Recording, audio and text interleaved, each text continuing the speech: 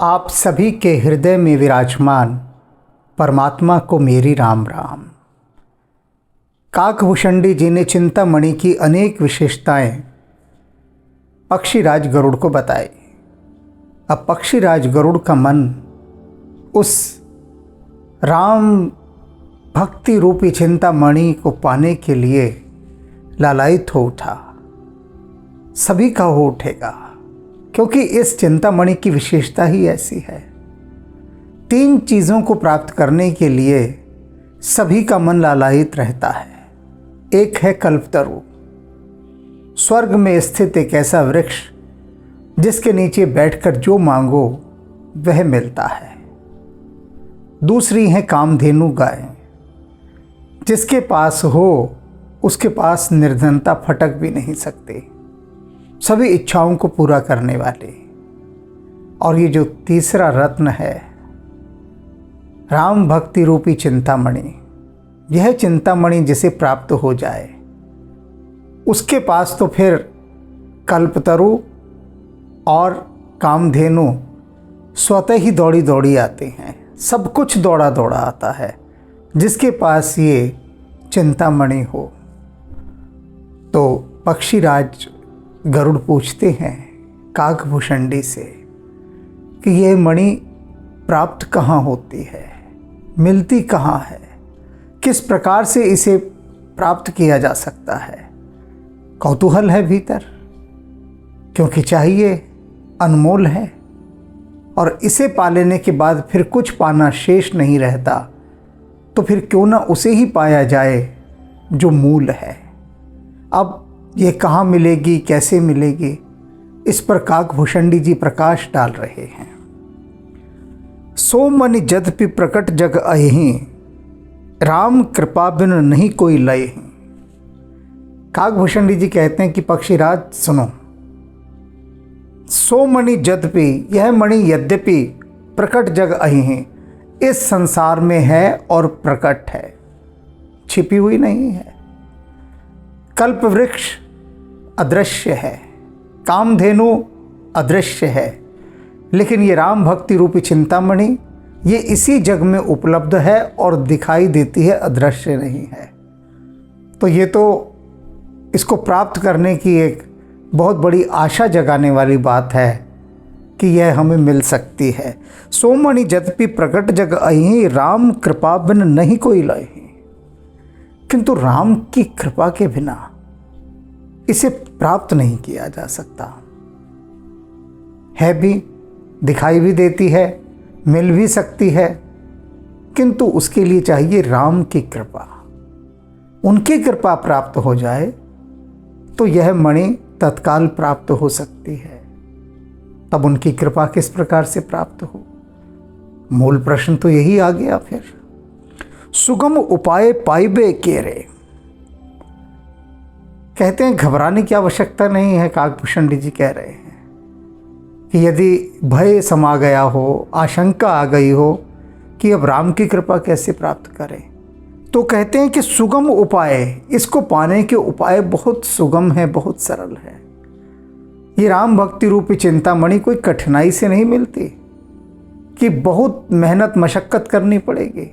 अरे वो ज्ञान का दिया था जिसको जलाने के लिए जी तोड़ मेहनत करनी पड़ती थी, और मेहनत भी ऐसे कि इतनी टर्म और कंडीशंस उसके साथ लगी थी, इतनी अधिक टर्म और कंडीशन कि आदमी के होश उड़ जाए कि ये ज्ञान का दिया जले ना जले, इंसान खुद जल जाए।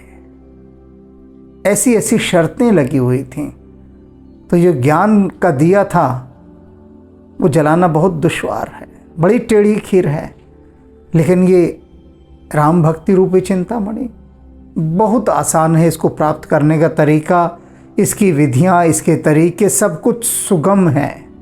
सुगम अर्थात जहाँ आसानी से पहुँचा जा सके। नर हत भाग्य देहि भटके रे, और ऐसे नरों की कमी नहीं है। हत भाग्य देहि भट भेरे, जो इस चिंतामणि को ठुकरा देते हैं। आती है उनके पास, तत्काल ठुकरा देते हैं। ऐसे अभागों का भी कोई अभाव नहीं है, ढेर अभागे हैं ऐसे इस धरती पर। जिनके पास चिंतामणि स्वयं चलकर आती है और वे ठुकरा देते हैं। एक उदाहरण के द्वारा समझो। कॉलेज में हमारे एक प्रोफेसर साहब हुआ करते थे, बड़े भक्त थे स्वामी विवेकानंद के। बड़ी बड़ी बातें विवेकानंद की करने, उनकी कथाएं सुनाने, कहानियां सुनाने। तो एक दिन बातों बातों में यूं ही कहने लगे कि अरे मेरे घर जो साधु सन्यासी आते हैं ना कई बार मांगने वाले, मैं सबको भगा देता हूँ। और ऐसे नहीं भगाता, 10 बातें सुनाता हूँ। कहने लगे कुछ दिन पहले एक व्यक्ति आया, हट्टा कट्टा जवान और साधु का वेश धारण करा हुआ, और कहता मुझे भोजन करा दो। प्रोफेसर कहते मैंने तो उसकी जो इज्जत उतारी वहाँ पे, जमकर सुनाया उसे, जमकर सुनाया और भगा दिया उसे कि भाग यहाँ से। बहुत अपमानित किया मैंने उसे। वो कहते ऐसे निकम्मे लोग हैं, बताओ मेहनत करके नहीं खा सकते, भीख मांग रहे हैं। तो मैंने उनसे कहा कि सर एक बात कहूँ आपको, यदि आप अन्यथा ना लें और उसे बुरा ना माने। मस्ती में थे, बोले अरे अरे बोल दो, बुरा मान भी जाएंगे तो क्या फ़र्क पड़ता है, तुम कहो जो कहना चाहते हो। तो मैंने कहा कि ऐसा विवेकानंद के साथ भी बहुत बार हुआ। हट्टे कट्टे थे, भिक्षा मांगने निकलते थे कई बार, और आप जैसे लोग भी टकरा जाते थे और विवेकानंद को बहुत अपमानित करके दुत्कार के भगा देते थे। मैंने कहा आप भी कभी रहे होंगे, आपके आगे भी विवेकानंद आए होंगे। आज आप जिनके इतने भक्त बने हुए हैं, आपने भी उनको दुत्कारा होगा, अपमानित करके अपने द्वार से खदेड़ा होगा, क्योंकि अभागों की कमी थोड़ी ना है। स्वामी विवेकानंद समझ लीजिए कि राम भक्ति रूपी चिंतामणि स्वयं आपके द्वार पर आई है और आपने उसे खदेड़ दिया, भगा दिया, अपमानित कर दिया। कितने लोग ऐसे थे जिन्होंने भगवान महावीर को अपने द्वार से दुत्कारा, भगवान बुद्ध को दुत्कारा, और न केवल दुत्कारा, भगवान महावीर के पीछे तो कुत्ते छोड़ दिए, पत्थर मारे गए। अब आप सोचिए, भगवान महावीर जैसे अति प्यारे पुष्प को कोई पत्थर मारे, उनके पीछे कुत्ते छोड़ दे, कैसे अभागे लोग रहे होंगे। और जीसस को तो बर्दाश्त नहीं किया गया, उनको तो सूली दे दी गई। तो अभागे लोगों की कमी नहीं है। तो प्रोफेसर साहब मेरी बात सुन रहे थे और सुनने के बाद वे चुप हो गए, कुछ नहीं बोले। अगले बार 2-3 दिन तक क्लास में आए, हल्का फुल्का पढ़ाया, चले गए। फिर चौथे दिन उन्होंने मुझे बुलाया और बोले कि यार एक बात बताऊं, तूने जो बात कही ना वो तीर की तरह मुझे लग गई। और सच में जो व्यक्ति कुछ दिन पहले मेरे घर भिक्षा मांगने आया था, हो सकता है वह भी विवेकानंद का कोई रूप रहा हो, और मैंने उसे कितनी तरह से अपमानित करके अपने द्वार से खदेड़ा। तो मैं तो इस पाप के बोझ के तले ही मरा जा रहा हूं। तुमने सही कहा था कि विवेकानंद भी तो इसी तरह से हट्टे कट्टे तंदुरुस्त थे और वे भिक्षाटन के लिए निकलते थे, तो कितने लोग दुत्कारते होंगे, मेरे जैसे ही दुत्कारते होंगे। तो मैंने कहा सर, आपके मन में ये भाव जो आत्मग्लानि का आया, अपराध बोध का आया, उसने आपका पिछला किया सब माफ कर दिया है। आप आश्वस्त रहिए, आप पर कोई दोष नहीं लगेगा, अब नहीं लगेगा, क्योंकि आप आत्मग्लानि से भरे हुए हैं और आप उसका प्रायश्चित करना चाहते हैं। तो यहाँ पर यही बात काकभूषण जी कह रहे हैं कि ये जो चिंतामणि है ना, ये न जाने कितने रूप धारण करके आपके द्वार आती है, आपके निकट आती है, लेकिन उसे पहचान न सकने के कारण हम उसे दुत्कार देते हैं, अपमानित करके अपने द्वार से लौटा देते हैं। नरहत भाग्य दही भट भेरे। अब एक बात और,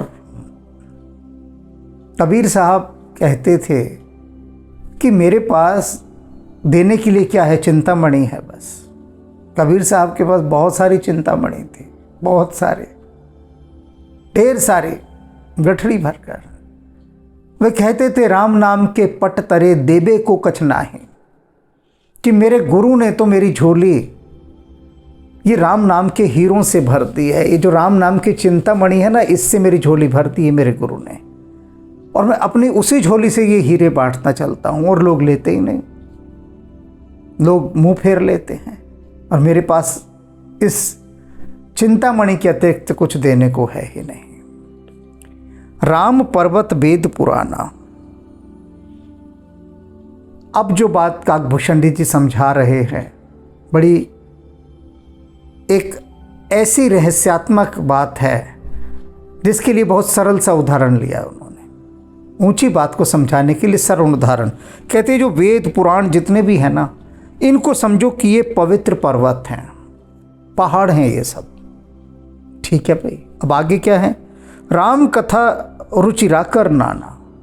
और ये जो राम की कथा है ना, इसे समझो ये इस पहाड़ के अंदर छिपी हुई खाने हैं, खदानें, माइंस, जैसे सोने की खान, हीरे की खान, चांदी की खान, तांबे की खान, लोहे की खान, अन्य विभिन्न प्रकार के खनिज पदार्थों की खान।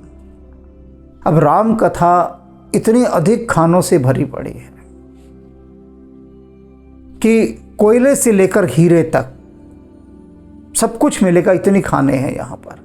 तो ये जो जितने वेद पुराण हैं, ये तो पहाड़ हैं, और उनके अंदर जो खाने हैं वे राम कथा के रहस्यों से भरी हुई खाने हैं। अब खान का मतलब क्या होता है? खदान, यानी खनन करना, उसको खोदना। खोद खोद कर जहाँ से निकाला जाता है उसे खान कहते हैं। उनमें से निकाल, एक एक चीज़ खोद खोद कर निकाल रहे हो।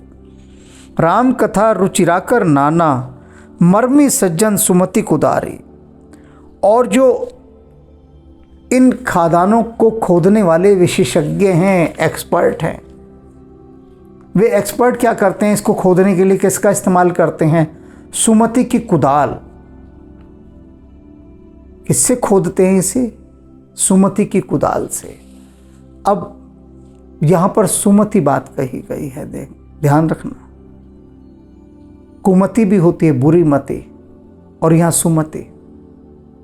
तो ये जो बुद्धि है ना, सुंदर बुद्धि के माध्यम से उसे खोदते हैं। उस राम कथा की खदानों में से जो खनिज निकालते हैं, किससे निकालते हैं? सुमति से, सुंदर बुद्धि से। बुद्धि, कुमति भी बहुत होती है, अनेक प्रकार की बुद्धियां होती है। बुद्धि का मतलब क्या है? पहले तो बुद्धि का मतलब जान लीजिए, उसके बाद आगे चलेंगे। बुद्धि एक कुदाल है जिससे खुदाई की जाती है, ये काकभूषण जी कह रहे हैं। अब ये जो राम कथा की खाने हैं, इनको खोदने के लिए सुमति की कुदाल चाहिए होती है। अब बुद्धि जो है उसका अर्थ होता है जो तत्काल की बात सुझाए, उसे बुद्धि कहते हैं। बुद्धि बहुत प्रकार की होती है, मैं कुछ मुख्य मुख्य प्रकार बता देता हूं। बुद्धि जो तत्काल की बात सुझाए, और मति जो तीनों कालों की बात बताए, भूतकाल, वर्तमान काल, भविष्यत काल, उसे मति कहते हैं। तभी तो कहते हैं कि तेरी मत मारी गई थी क्या? तुझे बात समझ में नहीं आई। मत मारी गई थी क्या? कि मति मारी गई थी। अर्थात मति वह बुद्धि होती है जो तीनों कालों की बात बताती है, कि अगर तू ये काम कर रहा था तो तुझे पता नहीं था कि इसका नुकसान क्या होगा, तेरी मत मारी गई थी, अर्थात तेरे को आगे का दिखाई नहीं दिया। तो मति तीनों कालों का बताती है, बुद्धि का ये एक भेद है। फिर होती है प्रज्ञा, ये भी बुद्धि का एक भेद है। प्रज्ञा नवोन्मेषशालिनी, अर्थात नए नए अर्थों को उजागर करने वाली जो बुद्धि है उसे प्रज्ञा कहते हैं। फिर एक बुद्धि होती है जिसका नाम होता है प्रतिभा। प्रतिभा निसर्ग प्रदत्त होती है, यानी भगवान के द्वारा दी हुई प्रतिभा की जो बुद्धि होती है। अब जो मोहम्मद रफ़ी साहब को गला दिया गया, लता मंगेशकर को जो स्वर दिया गया, ये कहाँ से आया? ये प्रतिभा थी, ये कुदरत की देन है। ये राम जी की दी हुई एक भेंट है, अनमोल भेंट। ये प्रतीकात्मक है। मैंने दो का नाम इसलिए लिया क्योंकि इसमें सब समा जाते हैं, सारे कलाकार इसमें समा जाते हैं। कहने का अभिप्राय है कि प्रतिभा हमें ईश्वरीय उपहार के रूप में प्राप्त होती है, कुदरत का एक तोहफा होती है ये। अब बुद्धि क्या है? बुद्धि जो तत्काल की बात सुझाती है, तत्काल। अब तत्काल की बात सुझाते समय भी बुद्धि दो जगह बढ़ जाती है, सुबुद्धि और कुबुद्धि में। तत्काल आपको एक अवसर मिला चोरी करने का, बेईमानी करने का, तो जिसके पास कुबुद्धि होती है वो उस चोरी और बेईमानी का चयन कर लेते कि मुझे तो इस चोरी और बेईमानी से धन कमाना है। तत्काल की बात सुझानी है ना, मौका मिला फटाफट बोलो, क्या निर्णय लेते हो। तो जिनकी चित्त वृत्ति विकारग्रस्त होती है वे कुबुद्धि का आश्रय लेते हैं, और कुबुद्धि का आश्रय लेके वे पाप की ओर अग्रसर होते हैं और पाप कर्म का चयन करते हैं। वो कहते हैं नहीं, हमें ईमानदारी से धन नहीं चाहिए, हमें बेईमानी से चाहिए, और तत्काल स्वीकार कर लेते हैं। तो बुद्धि जो तत्काल की बात सुझाए, लेकिन जो भक्ति मार्ग पर हैं वे सुबुद्धि का सहारा लेते हैं, कुबुद्धि का नहीं, और सुमति की कुदाल लेकर इस खान को खोदना शुरू करते हैं राम कथा की। मर्मी सज्जन सुमति कुदारी, ज्ञान विराग नयन उर्गारे। और वे क्या करते हैं? ज्ञान और वैराग्य उनके दो नेत्र होते हैं। ये बड़ी समझने वाली बात है कि ज्ञान और वैराग्य के इन दो नेत्रों से वे इन खानों में रत्नों की खोज करते हैं। ज्ञान एक व्यक्ति के पास है, अब वो उस ज्ञान का इस्तेमाल कैसे करता है? उसको एक मौका मिला ज्ञानी व्यक्ति को। ये जो ज्ञान गुण वैराग्य है ना, यदि ये दोनों नेत्र खुले हुए हों, दोनों नेत्र, तो फिर ये जो राम कथा की खदानें हैं ना, इनके खनिज पदार्थ, सोना चांदी हीरे, ये सब तब दिखाई देने लगते हैं। राम रतन तब दिखाई देता है जब ज्ञान के साथ वैराग्य भी हो। अब इसे एक उदाहरण के द्वारा समझिए। केंद्र सरकार ने राज्य सरकार को बहुत सारा पैसा दिया कि ये पैसा लो और अपने राज्य का विकास करो। अब यदि राज्य सरकार के पास ज्ञान और वैराग्य दोनों के नेत्र खुले हैं, ज्ञान का नेत्र तो खुला ही हुआ है। ज्ञान का नेत्र क्या है कि केंद्र सरकार ने पैसा दिया राज्य सरकार को कि लो और अपने राज्य का विकास करो। अब राज्य को पता है, उसको पास ज्ञान है कि किस किस तरह से मैं इस धन का इस्तेमाल करूंगा तो मेरा राज्य सुखी और समृद्ध हो जाएगा। जितना धन जिस जिस विकास कार्य के लिए केंद्र सरकार ने दिया राज्य सरकार को, अब राज्य सरकार क्या करती है?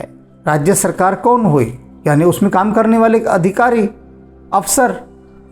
अब यदि उनके पास वैराग्य की दृष्टि है तो वे क्या सोचेंगे कि ये जो धन हमें केंद्र सरकार ने दिया उसे हमें पूरी ईमानदारी के साथ अपने पूरे क्षेत्र के विकास के लिए लगाना है, क्योंकि हम इसे साथ तो लेकर नहीं जाएंगे। खानी हमें वही 2 रोटी है, सोने के लिए खाट भर जगह चाहिए, तो बेईमानी क्यों करें? लेकिन जिनको ये दायित्व सौंपा गया कि तुम इस धन का सदुपयोग करोगे, वो केंद्र सरकार से आए इस सारे धन को अपने ऊपर खर्च कर लेते हैं, अपने ऊपर ही सारा लुटा लेते हैं। जिनके लिए सरकार ने धन भेजा था उन तक पहुंचता ही नहीं। तो क्यों नहीं पहुंचा? क्योंकि वैराग्य का नेत्र नहीं खुला था, स्वार्थ का नेत्र खुला था। तो वे ज्ञान और स्वार्थ के नेत्र से सारे संसार को देखते हैं। तब उनको ये जो चिंतामणि है ये दिखाई नहीं देती, क्योंकि इसको देखने के लिए दोनों नेत्र चाहिए, ज्ञान का भी और वैराग्य का भी। वैराग्य का नेत्र बंद है, स्वार्थ का नेत्र खुला है। तो ये जो पूरा संसार इतना अधिक कुरूप होता जा रहा है, या जहाँ जहाँ भी कुरूप हो रहा है, इतना ही कारण है कुरूप होने का कि ज्ञान का नेत्र तो बहुत खुलता गया, लेकिन वैराग्य का नेत्र बंद रहा। रामधारी सिंह दिनकर कहते हैं, और बुद्धि ही बढ़ती गई निशेष, और बुद्धि ही बढ़ती गई निशेष, छूट गया पीछे वह हृदय का देश। अर्थात हृदय कभी किसी को दुखी नहीं दे सकता, किसी का हक नहीं मार सकता, लेकिन बुद्धि ही बढ़ती गई निशेष। हमने केवल बुद्धियों पर काम किया, ब्रेन पर, ब्रेन को एक्टिव किया, धार दी, तेज धार दे दी, और बुद्धि इतनी पैनी और तेज धारदार हो गई है कि वो अपने ही लोगों को काट रही है और मार रही है। वैराग्य पर हमने काम नहीं किया। हमारी जितनी भी शिक्षा संस्थाएं हैं वहाँ सिर्फ एक ही चीज़ पर फोकस है कि किस तरह से बच्चे के बुद्धि को, उसके मस्तिष्क को शार्प बनाया जाए, शार्प माइंड, शार्प ब्रेन, बुद्धि को। हृदय पर कोई काम नहीं, बिल्कुल भी काम नहीं। एक विद्यालय की प्रधानाचार्य से मैंने कहा कि आप मेडिटेशन क्यों नहीं शुरू करते हैं? तो बोले कि इससे होगा क्या मेडिटेशन से, और हमारे करिकुलम में नहीं है ये, सरकार ने हमें नहीं कहा कि मेडिटेशन कराओ, तो हम कहाँ से कराते हैं? सिलेबस कहाँ है उसका मेडिटेशन का, टाइम टेबल कहाँ है, और इसकी ज़रूरत क्या है मेडिटेशन की? तो ऐसा दृष्टिकोण मैंने सैकड़ों प्रिंसिपलों में देखा जिनका ये कहना है कि ध्यान की आवश्यकता ही क्या है। बच्चा हमारे पास यहाँ आया है इंटेलिजेंट बनने, उसे नौकरी करनी है, ध्यान करके क्या करेगा? तो जब ध्यान नहीं करेगा, वैराग्य नहीं होगा, तो फिर देशभक्त भी नहीं पैदा होंगे और भक्त भी नहीं पैदा होंगे। इसीलिए ज्ञान और वैराग्य दोनों के नेत्र जब खुलते हैं तब ये राम भक्ति रूपी चिंतामणि दिखाई देती है। भाव सहित खोजें जो प्राणी, और जो भी प्राणी इसे भाव के साथ खोजता है, स्वार्थ के साथ नहीं, भाव के साथ। ये सारा जगत भाव का है, इस जगत में सारा खेल भाव का है, हर चीज़ भाव की है। इसलिए आपने देखा होगा ना, हर जगह यही बात पूछी जाती है कि भैया सब्जी क्या भाव है, आज का सोने का क्या भाव है, आज का चांदी का क्या भाव है, पीतल का क्या भाव है। हर जगह भाव भाव, जिस जगह भी पहुंच जाइए आप, यही पूछा जाता है सबसे पहले इसका भाव क्या है। तो ये कह रहे हैं ना, भाव सहित खोजें जो प्राणी, भक्ति भाव। इस भाव के साथ जब प्राणी इस चिंतामणि को खोजने की अपनी शुरुआत करता है, पाओ भक्ति मनि सब सुख खाने, तब वह इस सब सुखों की खान इस मणि को पा जाता है, तब पाता है, ऐसे नहीं।